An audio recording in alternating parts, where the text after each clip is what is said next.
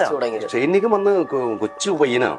National father മരിക്കുകയാണ്. അന്ന് പോലെ തന്നെ കുടുംബത്തിന്റെ ഭാരം വന്ന വഴി മറക്കാത്ത ഒരു വലിയൊരു ഒട്ടും പ്രതീക്ഷിക്കാണ്ടാണ് ഈ പാരഡി രംഗത്തേക്ക്.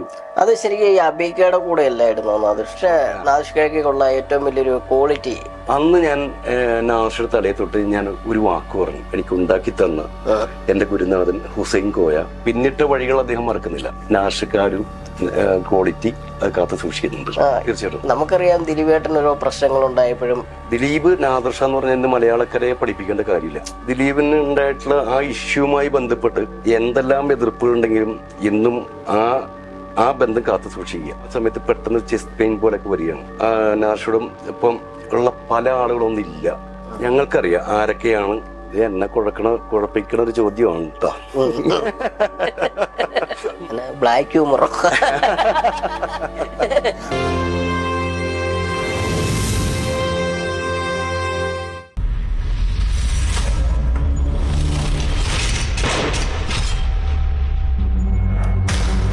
സ്കൂൾ ജീവിതത്തില് നാടകത്തോട് ഇഷ്ടപ്പെട്ട് അഭിനയ ജീവിതത്തിലേക്ക് കടന്നു വന്ന നടനാണ് ഹുസൈൻ കോയ.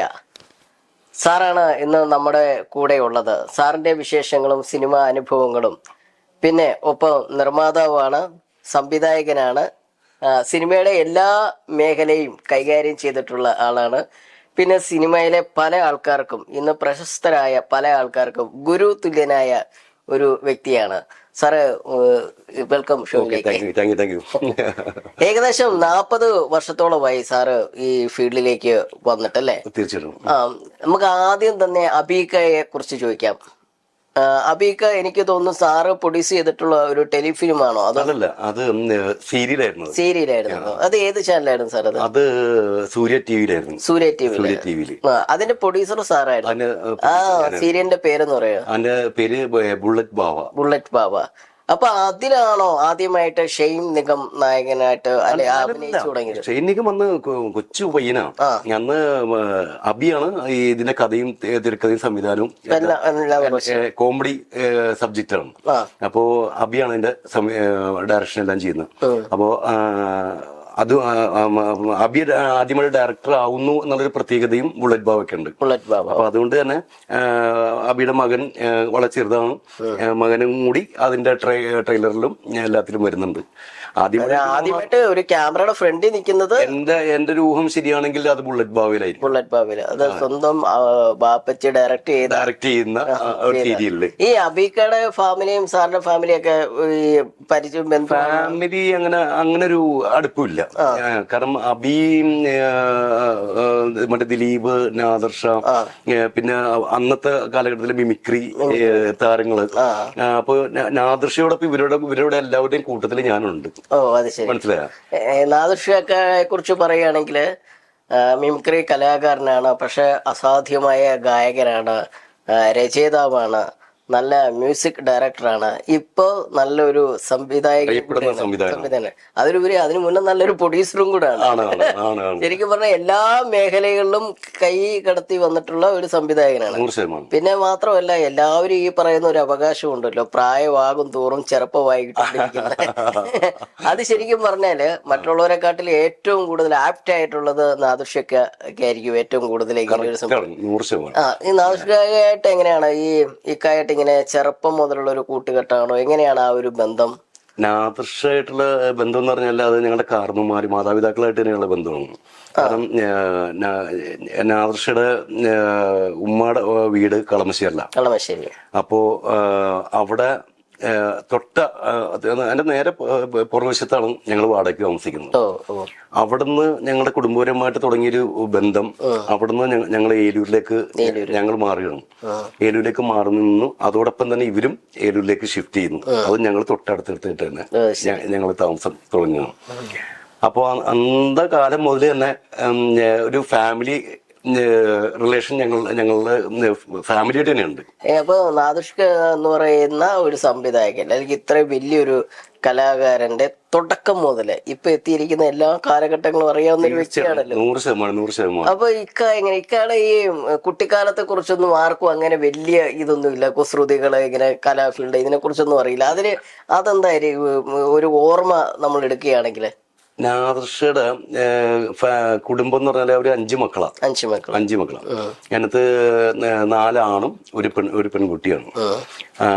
പിന്നെ വാപ്പ, ഉമ്മ. നാദർഷയുടെ വാപ്പയ്ക്ക് കാർബറോണ്ട് എന്ന് പറഞ്ഞൊരു കമ്പനിയിലായിരുന്നു ജോലി. നാദർഷയുടെ വല്യുമ്മ അത്യാവശ്യം നല്ല പാട്ടൊക്കെ പാടുമെന്ന് മനസ്സിലായോ. അത് തന്നെ അവരുടെ മക്കൾക്കും കിട്ടിയിട്ടുണ്ട്. പ്രത്യേകിച്ച് നാദർഷയുടെ ഉമ്മാക്കും കിട്ടിയിട്ടുണ്ട്.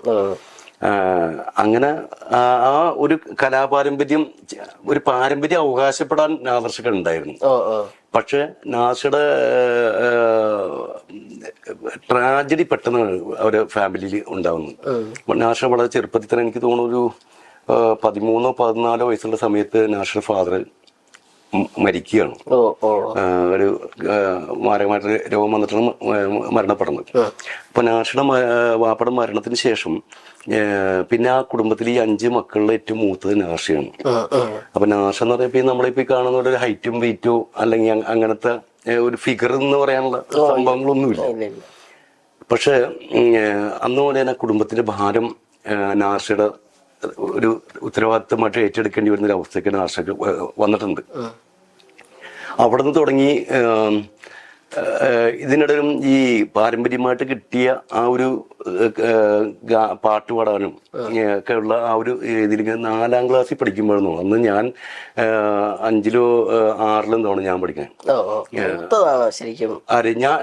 അല്ല ഞാനുമായിട്ട് എനിക്കിപ്പോ എന്റെ വയസ്സ് പറയണോ? വേണ്ട, മോശമൂല്ലേ വയസ്സ്?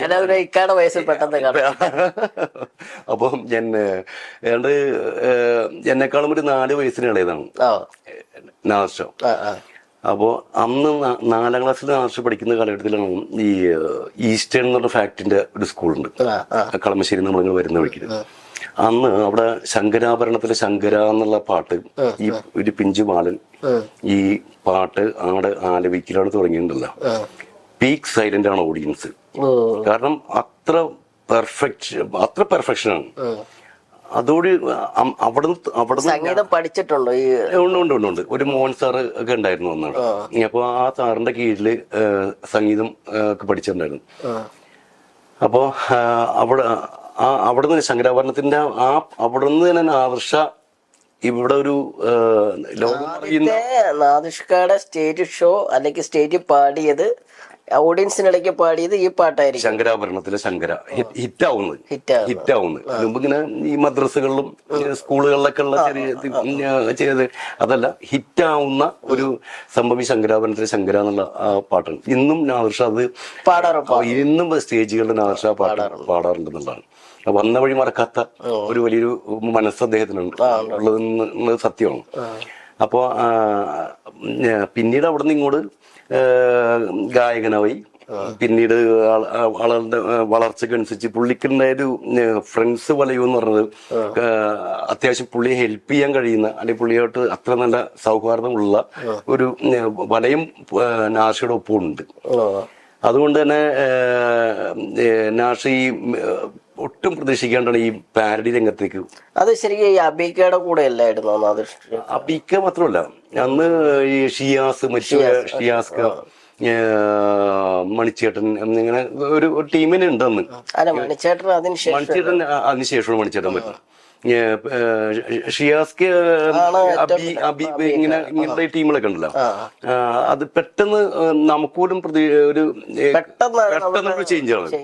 ആ ചേഞ്ച് അത് സംഭവം അതും ഇതിനിടയ്ക്ക് വേറൊന്നും ഒരു ജോലിക്കൊന്നും ഇല്ല. ഉണ്ട്. ഫാദറിന്റെ മരണത്തിന് ശേഷം ഈ ചെറിയ പ്രായത്തിൽ തന്നെ ഈ ഫാദർ ജോലി ചെയ്തിരുന്ന കാർബറോണ്ടം എന്ന് പറയുന്ന ഈ കമ്പനിയിൽ തന്നെ നാദർഷ അവിടുത്തെ ഒരു എംപ്ലോയി ആയിട്ട് മാറുന്ന അവസ്ഥയാണ്. സത്യം പറഞ്ഞു കഴിഞ്ഞാൽ അത്ര ചെറുപ്രായത്തിൽ തന്നെ ഈ ഷൗവലെടുത്ത് കരിയൊക്കെ കുത്തി, അത്രയും നല്ല സൗന്ദര്യമുള്ള ഒരു വ്യക്തി. അതെ അതൊക്കെ കുത്തി മളത്തിയൊക്കെ ഇട്ട് ഷിഫ്റ്റ് കയറുക എന്ന് പറഞ്ഞാൽ ഈ നാദർഷക്ക് എന്ന് പറഞ്ഞാൽ അങ്ങനെ ജീവിച്ച ഒരാളല്ലല്ലോ ഒരിക്കൽ പോകുന്നു. പക്ഷെ എന്തൊക്കെ പോകുമ്പോഴും ഒരു കലാകാരനെ സംബന്ധിച്ചിടത്തോളം അവന്റെ മനസ്സിലെ ആ കല ഉള്ളിടത്തോളം കാലം അതിന്റെ സ്പാർക്ക് അത് ഏത് രീതിയിലും എപ്പോഴും അതിങ്ങനെ പ്രകാശിച്ചു. തീർച്ചയായും ആ പ്രകാശമാണ് ഇന്നത്തെ നാദർഷ. നാദർഷയുടെ ജീവിതത്തിൽ എനിക്ക് തോന്നുന്നു ഈ മേരാന ഷാജിയുടെ ഒരു സിനിമ ഇറങ്ങുന്ന സമയത്ത് സൂര്യ ടിവിയുടെ ഒരു ഷോ ഉണ്ടായിരുന്നല്ലോ, ഇക്ക പഠിച്ച സ്കൂളിന്റെ. ഞാൻ ആ സമയത്ത് ആൾക്കൂട്ടത്തിൽ ഇരിപ്പുണ്ട്. പക്ഷെ അതൊരു വല്ലാത്തൊരു എക്സ്പീരിയൻസ്. താൻ പഠിച്ച സ്കൂളില് ആയിട്ട് ഒരു ആദരവായിട്ട് അതൊരു ഏതൊരു കലാകാരന് കിട്ടുന്ന ഏറ്റവും വലിയൊരു. തീർച്ചയായിട്ടും. അതുപോലെ എനിക്ക് നാദർഷിക്കയെ അറിയാം, പക്ഷെ ഇക്കായ്ക്ക് എന്നെ അറിയാവില്ലോ എന്ന് എനിക്ക് അറിഞ്ഞുകൂടാ. ഞാൻ ഒരുപാട് സ്ഥലത്ത് സംസാരിക്കാൻ വർത്താനം പണ്ടൊക്കെ. പക്ഷെ നാദർഷിക്കയ്ക്ക് ഉള്ള ഏറ്റവും വലിയൊരു ക്വാളിറ്റി എന്ന് വെച്ച് കഴിഞ്ഞാല് എന്റെ അറിവില് മറ്റുള്ളവർ പറഞ്ഞൊരു സംഭവമുണ്ട്. ഇക്കായ്ക്ക് ഞാൻ ഇക്കാന്ന് വിളിക്കാം. ഇക്കായ്ക്ക് കൂടുതലായിട്ട് അതിനെപ്പറ്റി പറയാൻ പറ്റും. കാരണം മാറ്റി നിർത്തുന്ന ഒരു കലാകാരനാണെങ്കിൽ ഇക്കായ പതുക്കെ അവരെ മുന്നിലേക്ക് കൊണ്ടുവരുന്ന, എനിക്ക് ഒത്തിരി പേരെ അറിയാം അങ്ങനെ, അവരെ ഫ്രണ്ടിലേക്ക് കൊണ്ടുവരുന്ന ഒരു സ്വഭാവമുണ്ട് ഇക്കായ്ക്ക്. നമ്മൾ പോലും പ്രതീക്ഷിക്കത്തില്ല. അത് പല ആൾക്കാരും പല സാഹചര്യത്തിലും ഇങ്ങനെ പറഞ്ഞിട്ടുണ്ട്, എനിക്ക് ഇക്കായാണ് ഇങ്ങനെ ഒരു അവസരം തന്നത്, ഇങ്ങനെയാണ് സംഭവം വന്നത്. അപ്പൊ ഞാൻ അവരോടൊക്കെ സംസാരിച്ചും പല ആൾക്കാരും ചിലപ്പോൾ നിറത്തിന്റെ പേരിലായിരിക്കാം, അല്ലെങ്കിൽ ജാതിയുടെ പേരിലായിരിക്കും. എനിക്കങ്ങനെ ഫീൽ ചെയ്തിട്ടുണ്ട് മാറ്റി നിർത്തപ്പോഴും. പക്ഷെ ഇക്കാടൊക്കെ ചെന്നപ്പോഴത്തേക്കിന് അവർക്ക് പലവർക്കും ഒരു വാതിൽ തുറന്നിട്ട് കൊടുത്തത് എന്നോട് പല ആൾക്കാരും സംസാരിച്ചിട്ടുണ്ട്. അത് ഒരു പക്ഷേ ഇങ്ങനത്തെ സാഹചര്യങ്ങൾ കൂടെ അതൊരു വലിയൊരു മനസ്സാണ്.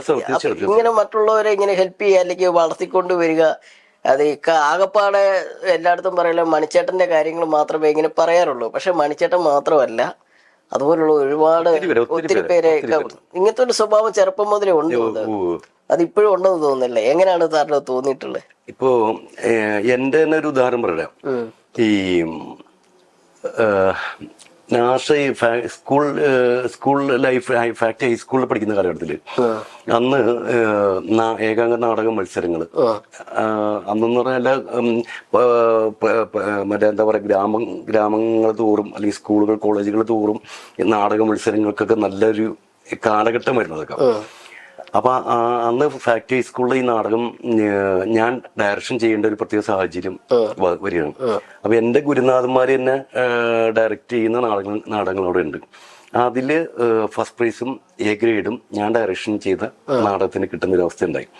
ആ നാടകത്തില് നാഷക്ക് വലിയ വേഷമല്ല, ചെറിയൊരു വേഷമാണ് അത് ഞാൻ കൊടുത്തിട്ടുള്ളത്.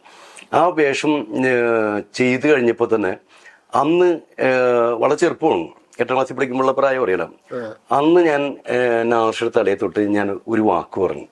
അത് എന്താണ് അങ്ങനെ പറയാൻ എന്നെ പ്രേരിപ്പിച്ചതെന്ന് ഇന്ന് തിരിഞ്ഞു നോക്കുമ്പോൾ അതിന്റെ പുറകിൽ എന്തോ ഒരു ശക്തിയുടെ ഒരു വാക്കായിട്ട് എനിക്ക് തോന്നുന്നു. അന്ന് ഞാൻ പറഞ്ഞു, നാഷ, നീ അറിയപ്പെടുന്ന ഈ നാടറിയപ്പെടുന്ന വലിയൊരു കലാകാരനെ നീ മാറിയിരിക്കും, നീ സിനിമ വരും ചെയ്യും. അന്ന് അങ്ങനെ ചെയ്യുമ്പോൾ ഞാൻ ജീവിച്ചിരിക്കുന്നുണ്ടെങ്കിൽ എനിക്ക് ഒരു ചെറിയ വേഷം എനിക്ക് തരണം, എനിക്കൊരു ആഗ്രഹം തന്നു എന്ന് മാത്രമല്ല, ഈ നാഷ് ഇതുവരെ ചെയ്തിട്ടുള്ള എല്ലാ സിനിമകളിലും ക്യാരക്ടർ വേഷങ്ങൾ തന്നെയാണ് തന്നേക്കുന്നത്. അതിനകത്ത് എടുത്തു വരേണ്ട സംഭവം അമർ അക്ബർ അന്തോണി. അത് നമ്മുടെ വൈറ്റില സരോവരം ഹോട്ടലാണ് അതിന്റെ മറ്റേ സോങ്ങിന്റെ മറ്റേ ഫസ്റ്റ് പൂജ നടക്കുന്നത്. അന്ന് ആ പൂജ നടക്കുന്ന സമയത്ത് George sir, Lal George sir, Siddique sir തുടങ്ങി ഒത്തിരി ഡയറക്ടേഴ്സ്, ദിലീപ് തുടങ്ങിയിട്ടുള്ള ഒത്തിരി നടീനടന്മാർ, അങ്ങനെ സ്റ്റേജ് കംപ്ലീറ്റ് ഒരു പ്രൗഢമായ ഒരു സ്റ്റേജാണ്. ആ സ്റ്റേജിൽ ഏറ്റവും പുറകിൽ ഞാൻ പോയിരുന്ന് എൻ്റെ അനുജൻ്റെ അല്ലെങ്കിൽ എൻ്റെ ഒരു ശിഷ്യന്റെ ഈ ഒരു പ്രോഗ്രാം വളരെ ഹൃദയം തുറന്ന് ഞാനത് കണ്ടുകൊണ്ടിരിക്കുക. ആ കണ്ടുകൊണ്ടിങ്ങനെ ഇരിക്കുമ്പോൾ അവസാനം നാദർഷ അവിടെ ഒരു വാക്ക് പറയുന്നു, എനിക്ക് ഈ വേദി പൂർണ്ണമാകണമെങ്കിൽ ഒരാളെയും കൂടി ഈ വേദിയിലേക്ക് എനിക്ക് ക്ഷണിക്കേണ്ടതുണ്ട്. അത് എൻ്റെ ഗുരുനാഥനായിട്ടുള്ള നാടകരംഗത്തിൽ ആണ് എന്നെ ഈ വേദിയിലേക്ക് കൊണ്ടുവന്നിട്ടുള്ള അഭിനയത്തോട് ഒരു മോഹം എനിക്ക് ഉണ്ടാക്കി തന്ന എന്റെ ഗുരുനാഥൻ ഹുസൈൻ കോയ ഇവിടെ എവിടെയെങ്കിലും ഉണ്ടെങ്കിൽ ഈ വേദിയിലേക്ക് കടന്നു വരണം എന്ന് പറഞ്ഞു. അന്ന് സത്യം പറഞ്ഞാൽ ഞാൻ മരവിച്ചു പോയ ഒരു നിമിഷങ്ങളാണ് എൻ്റെ അത്. ഞാൻ എങ്ങനെയാണ് ആ സ്റ്റേജിലേക്ക് എത്തുക എന്നുപോലും എനിക്ക് അത്ര പറയാൻ വാക്കുകളില്ല. കാരണം ഗുരുനാഥൻ എന്ന് തീർച്ചയായിട്ടും ഒരു കുറച്ച് ഇത് മാത്രമേ ഉള്ളൂ, ശരിക്കും അത് പറയേണ്ട ഒരു കാര്യമില്ല. ഒരു കാര്യം ആ മനുഷ്യനില്ല.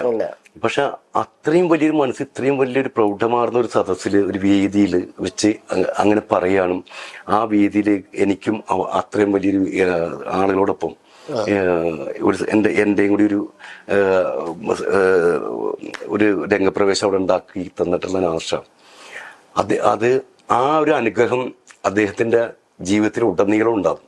അത് ഉണ്ടായിക്കൊണ്ടേയിരിക്കുന്നുണ്ട്. പിന്നെ ചെറിയ ചെറിയ ചില എല്ലാ പടങ്ങളും വിജയിക്കണമെന്നില്ല, ചില പടങ്ങൾക്ക് ചില കുറവുകളൊക്കെ ഉണ്ടാവാം.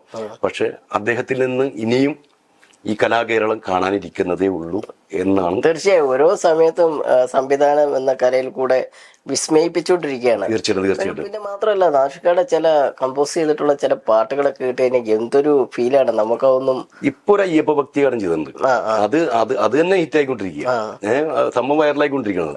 അപ്പോ അത് ഞാൻ പറഞ്ഞു, നാഷ എവിടെ തൊടുന്നു, അല്ലെങ്കിൽ നാഷ ആരെ അനുഗ്രഹിക്കുന്നു, അവർക്കൊക്കെ അത്യാവശ്യം ഒരു ബാനറും ലെവലും ഉണ്ടായിട്ടുണ്ട്. ഇപ്പോ വിദേശത്താണെങ്കിലും ഒരു കാലഘട്ടം നാദർഷയിലൂടെയാണ് വിദേശത്തേക്ക് പ്രോഗ്രാമുകൾ പോകുന്നത്. അതെ അതെ അതെ. ഒരു കാലഘട്ടം നാദർഷയ്ക്ക് വേറൊരു ക്വാളിറ്റി ഉണ്ട്. ഇപ്പൊ ഇത്രയും ഇന്റർവ്യൂസ് കഴിഞ്ഞിട്ട് ഒരു വ്യക്തിയെ പോലും ഒരു മോശമായിട്ടൊരു കാര്യം പറയുന്നത് നമ്മൾ അറിയില്ല. അത് കാരണം പുള്ളി വളർന്നു വന്ന സാഹചര്യങ്ങളും ആ നല്ലൊരു മാതാപിതാക്കളുടെ മകനാവാൻ കഴിഞ്ഞതും അത് തന്നെയാണ് എന്റെ, കാരണം പിന്നിട്ട വഴികൾ അദ്ദേഹം മറക്കുന്നില്ല. അത് തീർച്ചയായിട്ടും എല്ലാവരും അത് അങ്ങനെയൊക്കെ ചിന്തിക്കുന്നുണ്ടോ, അങ്ങനെയൊക്കെ പ്രവർത്തിക്കുന്നുണ്ടോ എന്ന് വെച്ചാൽ ഇല്ല.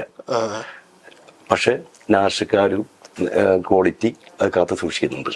ഇത്രയും നാദിഷ്കയുടെ ഈ ചെറുപ്പം മുതൽ ഇറങ്ങി കലാകാരനായി സംവിധാനം ചെയ്തു, ഇപ്പോഴും സൗഹൃദം തുടരുന്നുകൊണ്ടും ഇത് വ്യക്തമായിട്ടൊക്കെ അറിയാവുന്ന ഒരു ആളായതുകൊണ്ടും ഞാൻ വേറൊരു ചോദ്യം ചോദിക്കുകയാണ്. ദിലീപേട്ടനായിട്ടുള്ള നാദിഷ്കയുടെ ആത്മബന്ധമൊക്കെ എല്ലാവർക്കും അറിയാവുന്നതാണ്. കാരണം ദിലീപേട്ടന്റെ ജീവിതത്തിലായാലും നാദിഷ്കയുടെ ജീവിതത്തിലായാലും ഇപ്പൊ മണിച്ചേട്ടന്റെ ജീവിതത്തിലായാലും എനിക്ക് തോന്നുന്നു ഒരു കലാകാരന്റെ ജീവിതത്തിൽ പോലും നാദിർഷ എന്ന് പറയുന്ന ഒരു വ്യക്തി ഇല്ലാത്ത ഒരു ദിവസം ഉണ്ടാകില്ല. അവരുടെ ജീവിതത്തിൽ അതൊരു ഘടകമാണ്. അപ്പൊ ഇവരുടെ ആത്മബന്ധം കണ്ടു വളർന്നിട്ടുള്ള ഒരു വ്യക്തിയാണ്.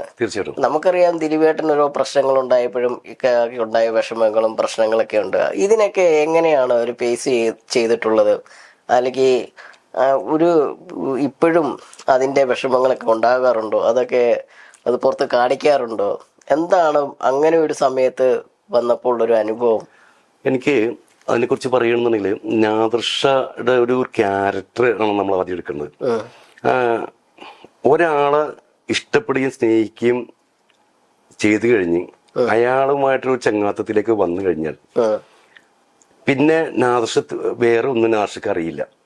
പിന്നെ നാദിർഷയുടെ ഹൃദയത്തിലാണ് ആ മനുഷ്യനുള്ള സ്ഥാനം. അവിടെ ദിലീപ് എന്ന് പറയുന്ന വ്യക്തിയോ അല്ലെങ്കിൽ ഹുസൈൻ കോയ എന്ന് പറയുന്ന ആളോ എന്നുള്ള വലിപ്പ ചെറുപ്പവും ഇല്ല. എല്ലാവരെയും തുല്യരായിട്ട് കാണും. അപ്പോ ദിലീപ് നാദിർഷ എന്ന് പറഞ്ഞാൽ മലയാളക്കരയെ പഠിപ്പിക്കേണ്ട കാര്യമില്ല. അവരുടെ കോമ്പിനേഷൻ അത്രമാത്രം സ്ട്രോങ് ആണ്. അപ്പോ ആ നമ്മള് മെറിറ്റും റീമെറിറ്റിലേക്കും അല്ല വരുന്നത്. ദിലീപിന് ഉണ്ടായിട്ടുള്ള ആ ഇഷ്യൂമായി ബന്ധപ്പെട്ട് ഒരുപാട് ടോർച്ചറിങ് ഏറ്റ ഒരു ആളാണ് നാദിർഷ. അങ്ങനെ ഏൽക്കുമ്പോഴും വേണമെങ്കിൽ നാദിർഷക്ക് എനിക്കങ്ങനെ ബന്ധമൊന്നും, ഞങ്ങൾ തമ്മില് സംസാരിക്കുന്നത്, ഞങ്ങൾ അഭിനയിക്കാറുണ്ട്, അല്ലെങ്കിൽ ഞങ്ങൾ ഒരുമിച്ച് നടക്കാറുണ്ടെന്നുള്ളത് ഒഴിച്ച് പേഴ്സണൽ കാര്യങ്ങളൊന്നും എനിക്ക് ഒന്നും അറിയാൻ പാടില്ല എന്ന് പറഞ്ഞ് സുഖമായിട്ട് മാറിയിരിക്കാം. പക്ഷെ അതല്ല നാദിർഷ. കൂടെ തന്നെ ചങ്കുപോലെ നിന്നു. ഇന്നും എന്തെല്ലാം എതിർപ്പുകളുണ്ടെങ്കിലും ഇന്നും ആ ബന്ധം കാത്തു സൂക്ഷിക്കുക. അവിടെ ഇപ്പോ ദിലീപ് അന്ന് ഇതിലെ പോകുന്ന സമയത്തും നാദിർഷ ആ സമയത്ത് പെട്ടെന്ന് ചെസ്റ്റ് പെയിൻ പോലൊക്കെ വരികയാണ്. അന്ന് അഡ്മിറ്റ് ആകുന്നു. ഞാൻ അഡ്മിറ്റ് ആകുമ്പോൾ നാദിർഷയോടും ഇപ്പം ഉള്ള പല ആളുകളൊന്നും ഇല്ല. ഇന്ന് കൊണ്ടുനടക്കുന്ന പല ആളുകളും അന്ന് നാദിർഷനെ സഹായിക്കാൻ അടുത്തുണ്ടാവില്ല. ഞങ്ങൾ 2-3 പേര് അവിടെ ഉള്ളത് കൊണ്ട് ഞങ്ങൾക്കറിയാം ആരൊക്കെയാണ് നാദിർഷയ്ക്ക് ഒരു മനസ്സുകൊണ്ട് ഒരു ശക്തി കൊടുക്കാൻ, ഒരു ബലം കൊടുക്കാനെങ്കിലും ആരൊക്കെ ഉണ്ടായിട്ടുണ്ട്. നല്ല ധാരണയുണ്ട്. പക്ഷെ അതൊന്നും കാണിക്കുന്ന ഒരാളല്ല നാഷ. ഇപ്പോഴും എല്ലാവരെയും ഒരുപോലെ തന്നെ കൊണ്ടുനടക്കുന്നുണ്ട്. കൈ പിടിച്ച് ആരൊക്കെ കൊണ്ടുവരാൻ പറ്റുമോ, ആരൊക്കെ സഹായിക്കാൻ പറ്റുമോ സഹായിക്കുന്നുണ്ട്. അത് ഇപ്പോ സ്വന്തം അനിയനായിട്ടുള്ള സമ്മദ് സുലൈമാൻ സ്വന്തം അനിയനാണ്. ആ അനിയനെ വേണമെങ്കിൽ നല്ല രീതിയിൽ ലിഫ്റ്റ് ചെയ്യാം. തീർച്ചയായും ഡയറക്ടറാണ്, കഴിവുള്ള ഒരു കലാകാരനാണ് സമ്മദ് എന്ന് പറഞ്ഞാൽ. ഗായകനാണ്. ഇപ്പൊ സംവിധാന രംഗത്തേക്ക് ഡെലിവറി എന്ന് പറയുന്ന ഒരു ഷോർട്ട് ഫിലിം സംവിധാനം ചെയ്തുകൊണ്ട് സംവിധാന രംഗത്തേക്കും വന്നു. അതിന്റെ ആ ഷോർട്ട് ഫിലിമിലെ അസിസ്റ്റന്റ് ഡയറക്ടറായിട്ട് ഞാൻ പ്രവർത്തിക്കുന്നുമുണ്ട്. അപ്പോ എന്റെ അനിയനാണെങ്കിൽ പോലും സ്വന്തം കഴിവുകൾ കൊണ്ട് അവൻ കയറി വരണം. ആ കഴിവിലൂടെ കയറി വരുമ്പോൾ മാത്രമാണ് അവന് സ്ഥായിയായ ഒരു ഇരിപ്പിടം കിട്ടുള്ളൂ എന്ന് പറയുന്ന ഒരാളാണ്. നിറഞ്ഞ എന്നെ മാത്രം പ്രതീക്ഷിച്ച് നിൽക്കരുത്, അതുവഴി നിങ്ങൾ അവസരങ്ങൾ കണ്ടെത്തുക. ഇത് എല്ലാവർക്കും ഉള്ള ഒരു സംശയം, എല്ലാവർക്കും പലരും ആൾക്കാരും ചിന്തിച്ചിട്ടുണ്ടാവും. പണ്ടൊക്കെ ഞാനും ചിലപ്പോൾ അത് ചിന്തിച്ചിട്ടുണ്ടാവും. ദിലീപേട്ടനായിട്ട് ഇത്രയും നല്ലൊരു കമ്പനിയുണ്ട്, അപ്പം ഇവര് വരുന്ന ഇന്റർവ്യൂസിൽ അവരത്രയും കാരണം അത്രയും വലിയൊരു നടന്റെ അടുക്കല് എന്തും തുറന്നു പറയാനുള്ള ഒരു അവകാശമുള്ള. ഇപ്പൊ മണിച്ചേട്ടനായാലും ശരി, മണി എന്ന് വിളിച്ചു കഴിഞ്ഞാൽ പിന്നെ വേറൊരു ഒന്നുമില്ല. അപ്പം ഇക്ക സിനിമ സംവിധാനം ചെയ്യുന്നതിന് മുന്നേ തന്നെ ഇക്ക പലതും സംവിധാനം ചെയ്തിട്ടുള്ള ഒരു വ്യക്തിയാണ്. പിന്നെ എന്തുകൊണ്ടാണ് നാദിർഷക്ക ആദ്യമായിട്ട് ഫസ്റ്റ് പടം ദിലീപേട്ടനെ വെച്ച് ചെയ്യാതെ പൃഥ്വിരാജ് എന്ന് പറഞ്ഞ അല്ലെങ്കിൽ ആ ഒരു കൂട്ടുകെട്ടിലേക്ക് പോയി? അത് അങ്ങനെ വേണ്ട എന്ന് വെച്ചിട്ട് ചെയ്തതാണോ, അതോ അല്ലെങ്കിൽ അത് എന്താണ് അതിന് പറയുക? അതിന്റെ ഒരു അഭിപ്രായം എന്താ? ഇത് എന്നെ കുഴപ്പിക്കണ ഒരു ചോദ്യമാണ് കേട്ടോ. കാരണം ഇൻഡസ്ട്രി ഇതായതുകൊണ്ട് വളരെ ശ്രദ്ധിച്ച് സൂക്ഷിച്ചും എന്റെ മറുപടി സൂക്ഷിച്ചും ഇതായിട്ട് പറഞ്ഞ സാധാരണ ഒരാള് ചോദിക്കുമ്പോൾ അതിനൊരു ഉത്തരം ഏതായാലും ഉണ്ടാവുമല്ലോ. തീർച്ചയായിട്ടും. ഇപ്പൊ ദിലീപ് വെച്ച് സിനിമ ചെയ്യണം എന്നുള്ള താല്പര്യം തന്നെയായിരുന്നു ആകർഷിക്കുന്നുള്ള ഞാൻ മനസ്സിലാക്കുന്നത്. പക്ഷെ സാഹചര്യങ്ങളിൽ ഒരുങ്ങി വന്ന ഒരു സ്ക്രിപ്റ്റ് ഉണ്ട്. ആ സ്ക്രിപ്റ്റ് വിഷ്ണു ഉണ്ണികൃഷ്ണനും ബിബിനും കൂടി ഉള്ള സ്ക്രിപ്റ്റിലേക്ക് എത്തുന്നതിന് മുമ്പ് നിരവധി സ്ക്രിപ്റ്റുകൾ ഇങ്ങനെ കേൾക്കുകയും ഇതൊക്കെ ചെയ്ത് നാദർഷയ്ക്ക് ആപ്റ്റാവുന്ന ഒരു സ്ക്രിപ്റ്റ് കിട്ടണമല്ലോ. അതിനകത്ത് ഒരു സ്ക്രിപ്റ്റ് വന്നു കഴിഞ്ഞപ്പോൾ അത് തീർച്ചയായിട്ടും പൃഥ്വിരാജിനെ പോലെയുള്ള, ഇന്ദ്രജിത്തിനെ പോലെയുള്ള, ജയസൂര്യയെ പോലെയുള്ള ആ വലിയ വലിയ ആർട്ടിസ്റ്റുകളോട്ട് സംസാരിച്ചപ്പോ ആ സ്ക്രിപ്റ്റ് ദിലീപിന് പറ്റിയതല്ല.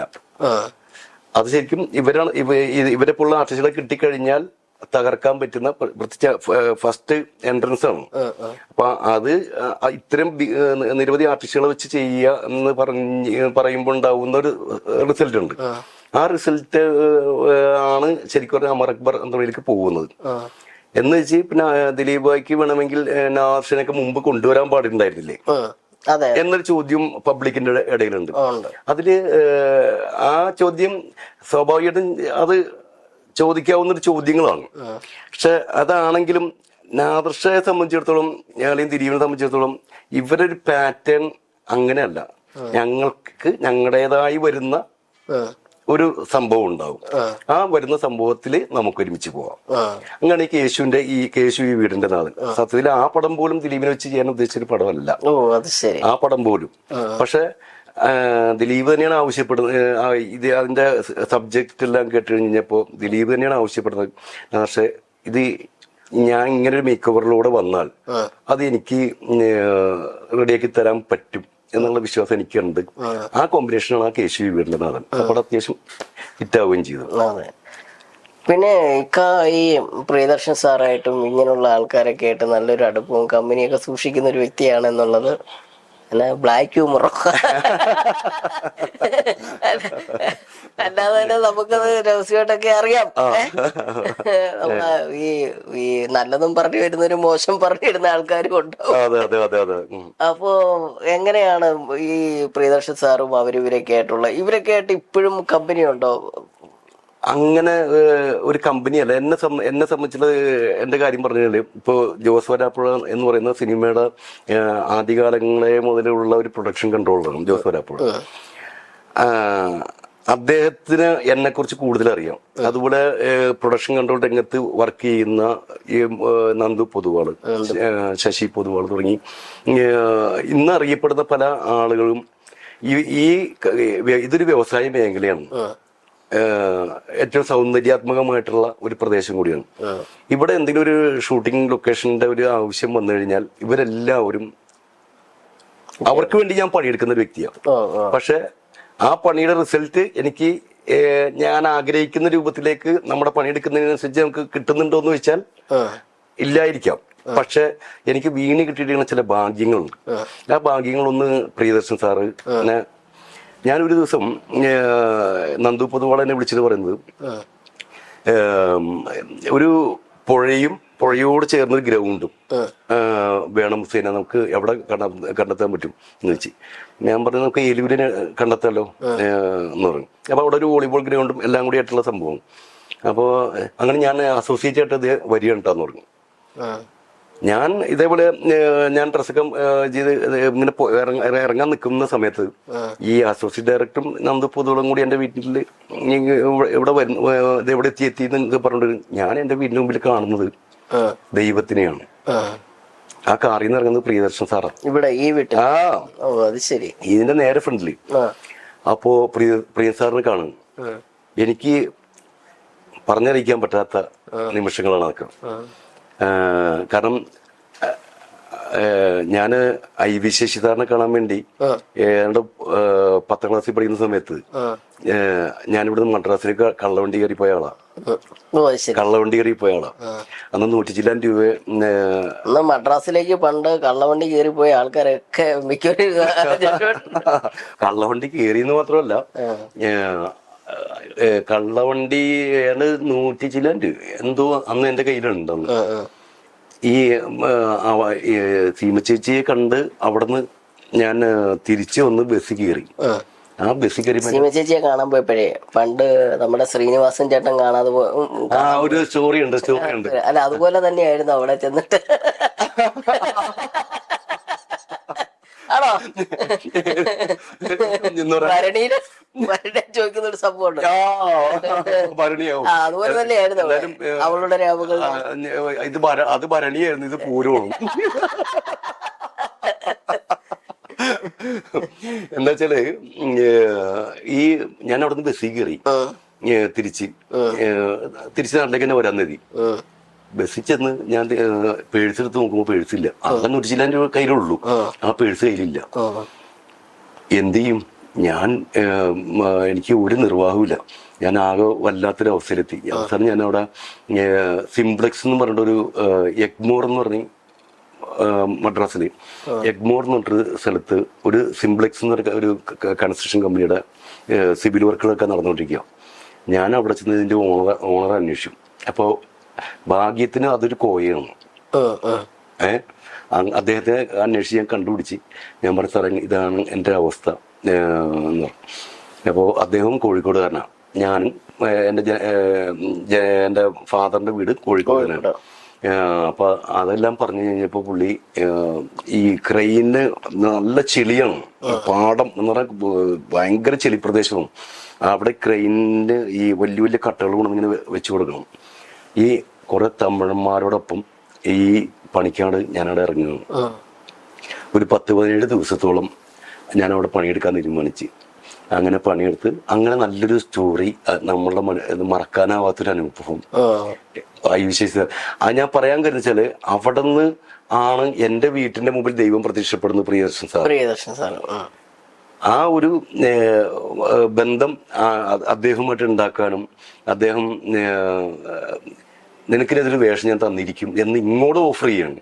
നിനക്ക് എന്റെ പടത്തിലൊരു വേഷമുണ്ട്, അത് ഞാൻ തന്നിരിക്കും എന്ന് പറഞ്ഞു. അങ്ങനെ എനിക്ക് ആ വേഷം തരികയും ചെയ്തു. അപ്പോ അത് കൊറോണ പേപ്പേഴ്സ് ഷൈനികം ഹിറ്റായ പടമാണ്. അതിനകത്ത് നല്ലൊരു വേഷം തന്നെയാണ് പുള്ളി എനിക്ക് വെച്ചത്. പക്ഷെ ഞാൻ FACT റിട്ടയർഡായി ഞാനിങ്ങനെ നിൽക്കുമ്പോൾ എനിക്ക് ഈ നാദർഷ അനിയൻ സമദ് സുലൈമാൻ വഴി എനിക്ക് ദുബായിലൊരു ജോലി എനിക്ക് ഏർപ്പാട് ചെയ്തിരുന്നു. അപ്പോൾ അത് എന്നെ അവിടുന്ന് കോള് വരുന്നു, സാറിന്റെ ലൊക്കേഷനിൽ എനിക്ക് കോള് വരുന്നു, നിനക്ക് ഇങ്ങനെ നല്ലൊരു ക്യാരക്ടറാണ് എന്ന് പറയുന്നു. അടുത്ത ആ സന്തോഷത്തിൽ നിൽക്കുമ്പോഴാണ് എനിക്ക് ഗൾഫിലേക്ക് പോകേണ്ട ഡേറ്റും ഇതും തമ്മിൽ ഭയങ്കര ക്ലാഷ് വരും. ഞാൻ സാറിന്റെ അടുത്ത് ചെന്ന് കാല് പിടിക്കുന്നു, സാറേ എനിക്കിങ്ങനെ ഒരു അവസ്ഥ, എൻ്റെ ഫാമിലി ഇങ്ങനെയാണ്, പക്ഷെ എന്തെങ്കിലും ഒന്ന് ചെയ്തുകൊണ്ട് പോകണമെന്ന് എനിക്ക് ആഗ്രഹമുണ്ട് സാറ്, എനിക്ക് എന്തെങ്കിലും ഒരു സംഭവം സാറിന്റെ പടത്തിൽ വേണമെന്ന്. പുള്ളി അപ്പം തന്നെ ഒരു ശ്രദ്ധിക്കുന്ന തന്നെ ഒരു സംഭവം എനിക്കതിനകത്ത് ഷൈനികമായിട്ടുള്ള നായികയുമായിട്ടുള്ള കോമ്പിനേഷൻ ഒരു സീൻ തന്നെ എനിക്കതിനകത്ത് തന്നു എന്നുള്ളതിൽ പ്രിയൻ സാറിനോട് നന്ദു പൊതുവാളിനോടൊക്കെ ഉള്ള ഒരു നന്ദി അത് അറിയിക്കാൻ പറ്റാത്തതാണ്. ഇപ്പോഴും സാറായിട്ട് അങ്ങനെ കോണ്ടാക്ട് ചെയ്യാൻ പറ്റാറില്ല. കാരണം സാറ് കിടക്കുന്നത് മൂന്നാമത് ഇവിടെ ഒന്നും അല്ലല്ലോ, അപ്പൊ അങ്ങനെ കോണ്ടാക്ട് ഒന്നുമില്ല. പക്ഷെ എവിടെ കണ്ടാലും തിരിച്ചറിയാവുന്ന രൂപത്തിൽ